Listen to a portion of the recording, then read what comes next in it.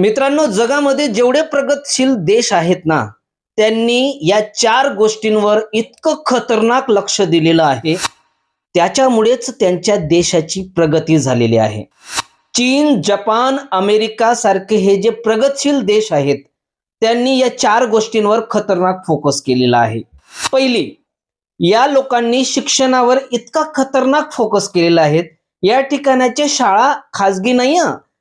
या ठिकाणातील सरकारी शाळा इतक्या भारी आहेत की आपल्याकडच्या मोठ्या मोठ्या ज्या ठिकाणी आपण 5-5, 10-10 लाख रुपये फीस भरतो, या प्रायव्हेट शाळांना सुद्धा लाजवतील अशा शाळा त्यांनी तयार केलेल्या आहेत. आणि त्या ठिकाणी टेक्नॉलॉजी वगैरे इतकी खतरनाक शिकवली जाते, तुम्ही विचार सुद्धा करू नाही शकत.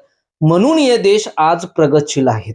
दुसरी महत्वाची गोष्ट, या देशात लोक हेल्थ केअरवर इतकं ध्यान देतात, म्हणजे या ठिकाणी हॉस्पिटल, सरकारी हॉस्पिटल इतके चांगले असतात की आपल्याकडच्या प्रायव्हेट हॉस्पिटलला सुद्धा लाजवतील.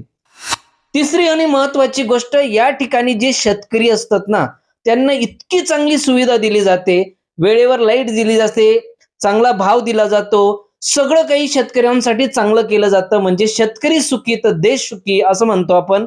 तर अशा पद्धतीच्या गोष्टी या ठिकाणी केल्या जातात. चौथी आणि महत्वाची गोष्ट, या ठिकाणी रोजगार, उद्योगधंद्यांना खूप मोठं प्राधान्य आहे.